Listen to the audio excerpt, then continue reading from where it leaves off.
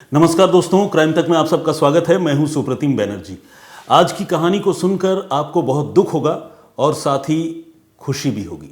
दुख इसलिए होगा कि इस कहानी में, इस वाक़े में एक साथ दो दो लोगों की मौत हो गई, दो दो हत्याएं हो गई। और खुशी इसलिए होगी क्योंकि एक ऐसी बात हो गई जिसके बारे में किसी ने सोचा नहीं था। वो बात क्या थी जो हो गई? वो ऐसी कौन सी पॉजिटिव बात थी कि मैं ये कह रहा हूं कि आप लोगों को खुशी होगी? तो आइए उसे जानने के लिए इस कहानी को सिलसिलेवार तरीके से सुनते हैं। ये घटना है 1 नवंबर 2021 की।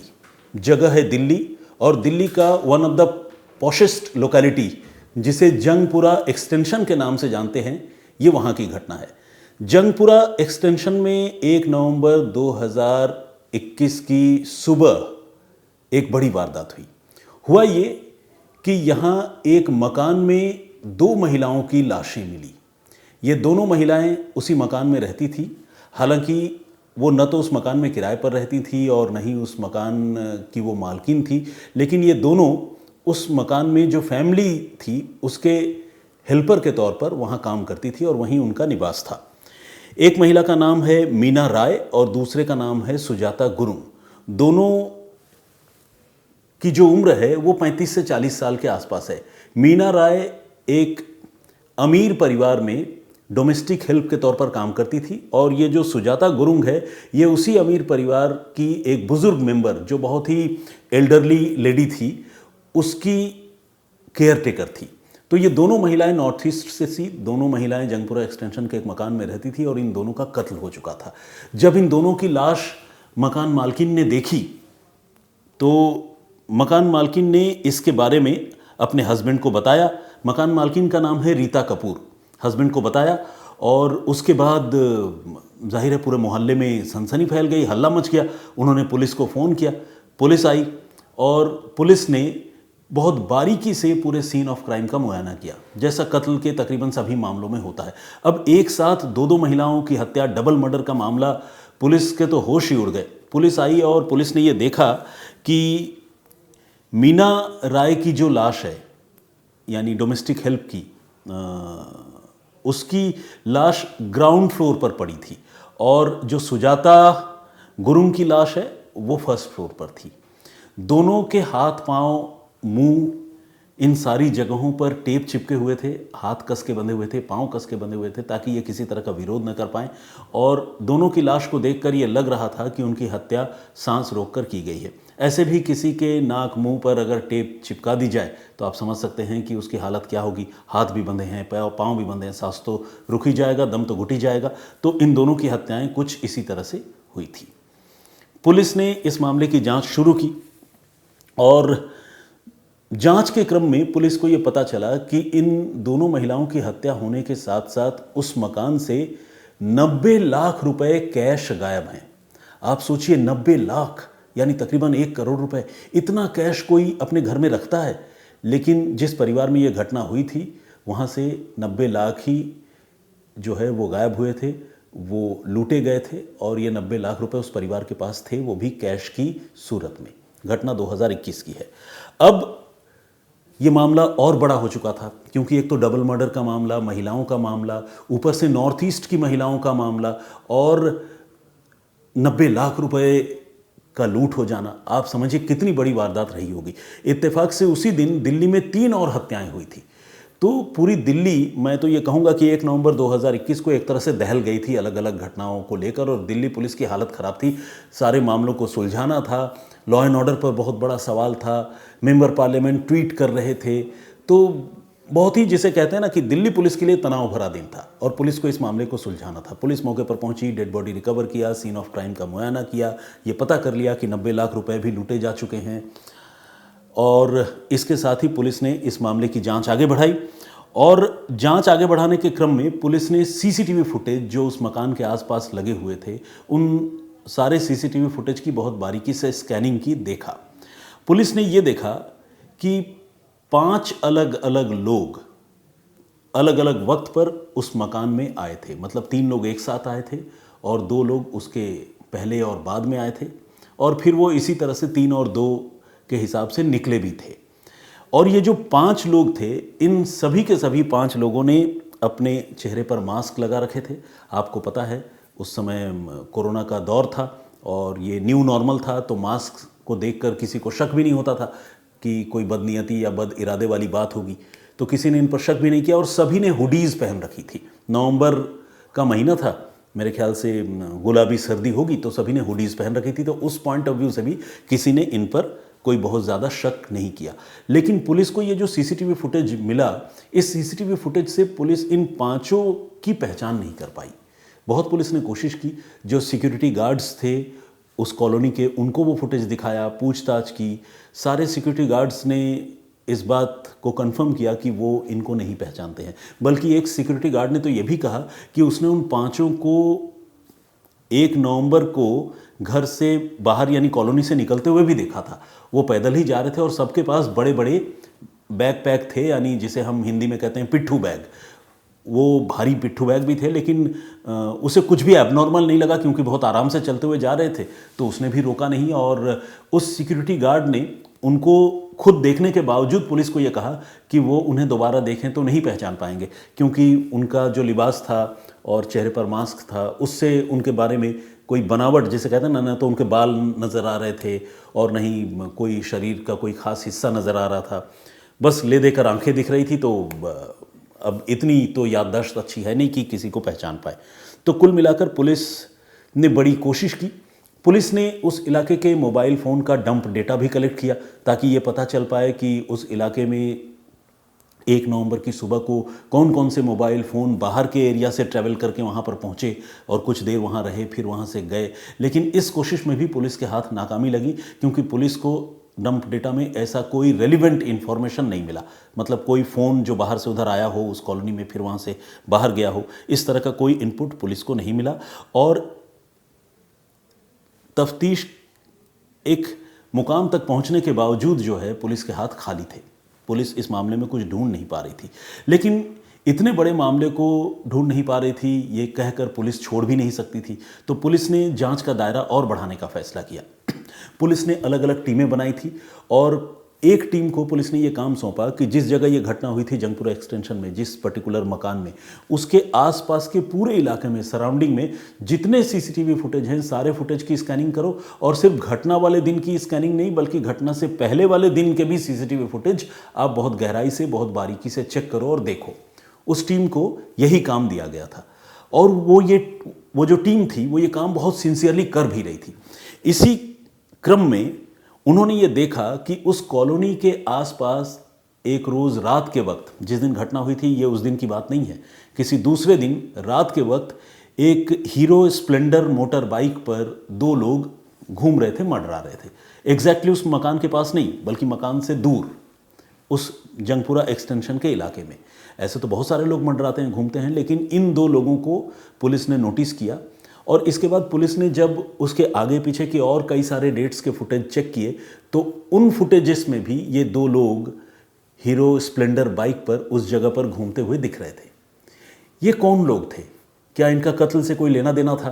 पुलिस ये सच जानना चाहती थी। पुलिस ने सिक्योरिटी गार्ड से, आसपास के लोगों से, रेसिडेंट से, जिसके घर में वो हत्या हुई थी उस परिवार के लोगों से इनकी सीसीटीवी फुटेज दिखाकर पूछताछ की। पूछा कि क्या इनको आपने देखा, क्या ये वो कातिल हैं? सारे लोग ये कहने लगे कि नहीं, हम इनको नहीं पहचानते हैं, हमने इनको कभी नहीं देखा। सच्चाई ये है कि ये लोग उस इलाके में घूमते तो थे, लेकिन किसी ने भी उनको इतना नोटिस नहीं किया था, यानी किसी ने अपने माइंड में उसको रिटेन नहीं किया था कि ये लोग घूमते हैं। ऑब्वियसली कौन रिटेन करता है जब तक कोई बड़ी घटना ना हो जाए। तो पुलिस ने इस मोटर बाइक पर घूमने वाले इन 2 लोगों को ट्रेस करने का फैसला किया। फुटेज पुलिस मुआयना कर ही रही थी। बारीकी से फुटेज का मुआयना करने पर पुलिस को उस मोटर बाइक का जो नंबर है वो पुलिस को एक दिन के वक्त में एक पर्टिकुलर फ्रेम पर पुलिस को मोटर बाइक का नंबर नजर आया। बाइक का नंबर भी मैं आपको बताता हूँ। नंबर है UP25DF 6754। अब ये जो बाइक का नंबर पुलिस को मिला, इस बाइक के नंबर से पुलिस ने इस मोटरसाइकिल के मालिक का पता किया। ये संचित सक्सेना नाम का एक लड़का था, उसकी बाइक थी और संचित सक्सेना एक बीमा एजेंट के तौर पर काम करता था।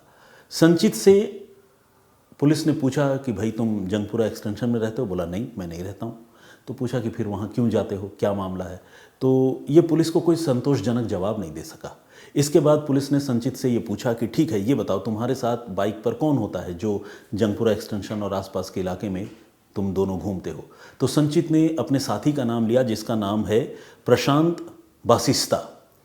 प्रशांत बासिस्ता भी एक प्राइवेट इंश्योरेंस कंपनी में काम करता था, यानी ये दोनों ही बीमा एजेंट थे, इंश्योरेंस एजेंट थे। अब इन दोनों से पुलिस ने जंगपुरा एक्सटेंशन में मंडराने की वजह पूछी और इनसे वजह पूछने पर ये पुलिस को संतोषजनक जवाब नहीं दे सके।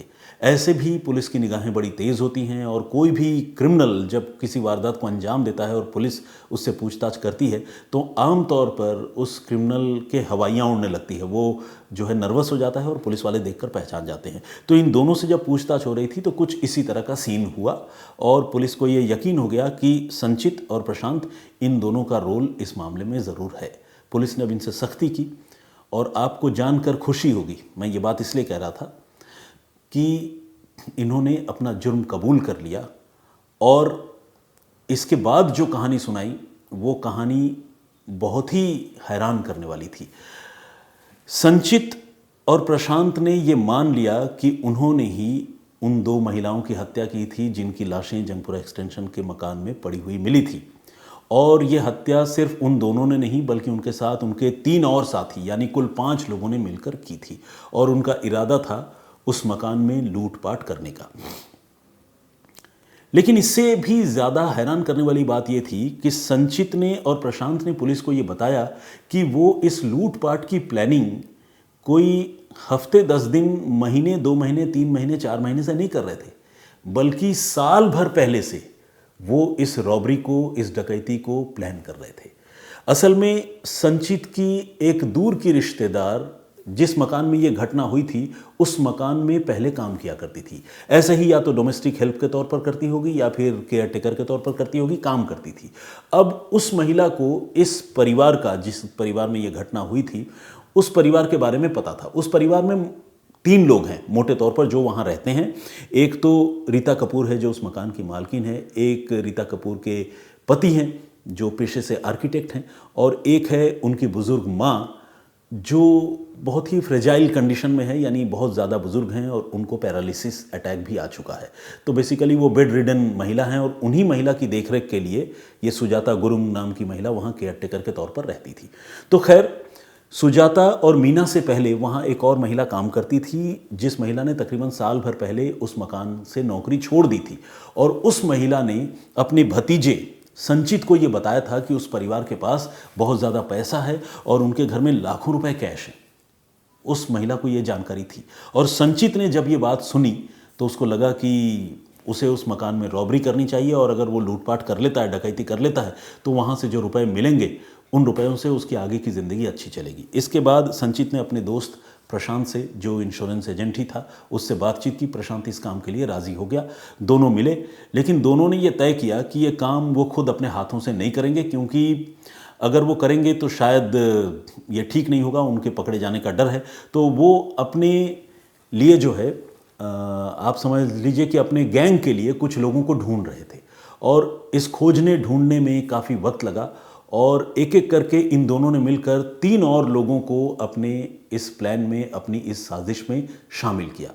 इसके बाद इनकी साजिश इतनी गहरी थी कि आप उस साजिश के बारे में सुनकर मतलब वाकई हैरान हो गए। हालांकि मैं 2 से 3 बार हैरानी वाली बात कह चुका हूं, लेकिन मैं इसलिए कह रहा हूं क्योंकि एक एक स्टेप जो है वो चौंकाने वाली है। अब आप ध्यान से सुनिए। पहले तो मैंने आपको बताया कि 1 साल से प्लानिंग कर रहे थे। दूसरा ये कि उस मकान में डकैती करने के लिए जंगपुरा एक्सटेंशन के पास में अमर कॉलोनी नाम की एक और जगह है, उस अमर कॉलोनी में इन्होंने एक मकान किराए पर लिया था जहां पर ये अक्सर जंगपुरा एक्सटेंशन के उस मकान की रेकी करने से पहले इकट्ठा होते थे, आपस में बातचीत करते थे, प्लानिंग करते थे, फिर वहाँ से डिसबर्स हो जाते थे, चले जाते थे। 1 साल से प्लानिंग, एक मकान किराए पर लेना, 2 लोगों का प्लान करना और 3 और लोगों को कत्ल की साजिश में, डकैती की साजिश में शामिल करना, रेगुलर रेकी करना। इनका कोई पुराना ट्रैक रिकॉर्ड नहीं था, ये भी उनकी एक ख़ास बात थी। और इन्होंने ये सोचा था कि मोबाइल फ़ोन से अक्सर पकड़े जाते हैं तो मोबाइल फ़ोन इस्तेमाल नहीं करेंगे, जिस दिन इन्होंने उस घर पर धावा बोला उस दिन उन्होंने अपना मोबाइल फ़ोन स्विच ऑफ करके अपने अपने घरों पर रख दिया था और ये जो है बहुत खामोशी से उस मकान में एंटर कर रहे थे। और इस घटना को अंजाम देने के लिए उन्होंने सबके लिए हुडीज़ खरीदी थी, सबके लिए मास्क खरीदे थे, चाकू, रस्सी, इस तरह की चीज़ों का इंतज़ाम किया था। और ये सारी चीज़ें खरीदते वक्त इन पांचों लोगों ने इस बात का बड़ा ख्याल रखा था कि सारी चीज़ें एक दुकान से न खरीदे, अलग अलग जगहों से खरीदे। अलग अलग जगहों से खरीदने पर क्या है कि पकड़े जाने की संभावना या आशंका नहीं के बराबर होती है। और फिर इन्होंने तय ये भी किया था कि एक साथ उस घर में नहीं घुसेंगे, पहले 3 लोग घुसेंगे, बाद में 2 लोग घुसेंगे, निकलते वक्त भी इस तरह से किश्तों में ही बाहर निकलेंगे। आपस में जब ये इस कांड से रिलेटेड जो भी बात करते थे, ऑब्वियसली इस घटनाक्रम को अंजाम देने के अलावा उनका और कोई कॉमन इंटरेस्ट नहीं था, लेकिन इस घटना को अंजाम देने के लिए वो जो बात करते थे, इतने इन्होंने एहतियात बरती थी कि वो वॉइस ओवर इंटरनेट प्रोटोकॉल यानी VoIP कॉल होता है, जिसे आमतौर पर पुलिस डिटेक्ट नहीं कर पाती, तो उस कॉलिंग का इस्तेमाल करते थे ताकि आपस में इनकी बातचीत भी हो जाए और कोई भी उन कॉल को इंटरसेप्ट न कर सके। एहतियात देखिए, प्लानिंग देखिए। पांचों ने एक दूसरे को कोड नेम दे रखा था, बेसिकली कोड नंबर दे रखा था। 1 to 5 सबका नंबर था और कोई एक दूसरे को नाम से नहीं बुलाता था, 1 नंबर 2 नंबर इसी तरह से बात करते थे। बेशुमार क्राइम शोज़ इन्होंने देखे थे और उन क्राइम शोज़ को देखकर इन्होंने प्लानिंग की थी और इन्होंने तय किया था कि फुल प्रूफ तरीके से इस घटना को अंजाम देंगे। जिस दिन घटना को इन्होंने अंजाम दिया उस दिन भी ये बाइक लेकर आए थे, लेकिन जहां पर इनको लूटपाट करनी थी उस मकान से तकरीबन 1 किलोमीटर दूर एक दूसरी गली में अपनी वही हीरो स्प्लेंडर बाइक इन्होंने पार्क की थी। तो कहने का मतलब ये है कि बड़ी गजब की प्लानिंग थी और ये प्लानिंग 1 साल से चल रही थी। अब मैं आपको बताता हूं घटना को अंजाम कैसे दिया और फिर बाकी पकड़े कैसे गए। तो घटना को अंजाम यूं दिया कि 1 नवंबर को सुबह के वक्त ये पूरी तैयारी से पहुंचे 5 लोग, उन्हीं ड्रेसेस में, हुडीज़ और मास्क लगाए हुए। पहले 3 लोग घर के अंदर घुसे, फिर पीछे से 2 लोग आए और इसके बाद घर के अंदर जाने के बाद इन्होंने देखा कि घर के पीछे का दरवाज़ा खुला हुआ है। पीछे के दरवाजे से ही इन्होंने एंट्री ले ली, किस्मत इनकी अच्छी थी। और एंट्री लेने के बाद इनको सामने लिफ्ट नज़र आई, लेकिन लिफ्ट के पास इनका आमना सामना मीना राय से हो गया जो डोमेस्टिक हेल्प थी। मीना राय ने एक साथ जब 5 नकाबपोश लोगों को घर में देखा तो उसने शोर मचाने की कोशिश की। इन 5 लोगों ने उस महिला को काबू कर लिया, हाथ मुंह हर जगह टेप चिपका दिए, बांध दिए और उसके बाद दम घोंटकर मीना की हत्या कर दी।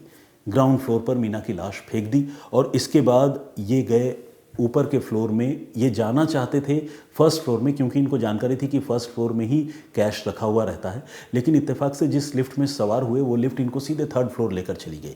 वहाँ पर कुछ नहीं था, कैश भी नहीं था, कोई नहीं था। तो फिर इन लोगों ने तय किया कि ये सीढ़ियों से नीचे आएंगे और फिर फर्स्ट फ्लोर पर जाएंगे।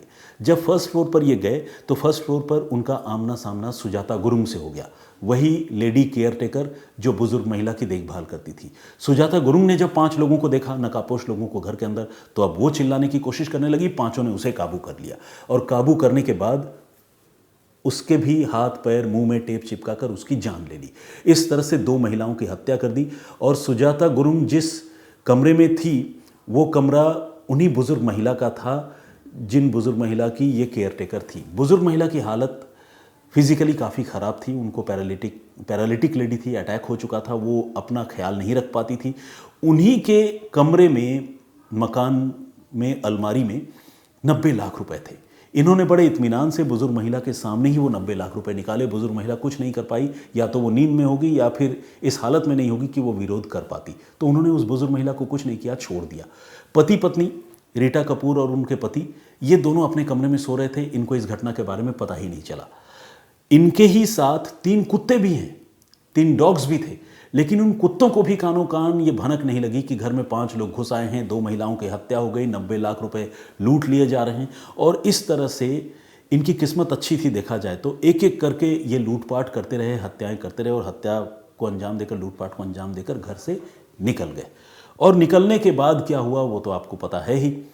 ये कभी पकड़े नहीं जाते क्योंकि इनका फिंगरप्रिंट भी जो है वो पुलिस के डेटा बैंक से मैच नहीं हो रहा था, क्योंकि कोई भी पहले किसी घटना में शामिल नहीं था।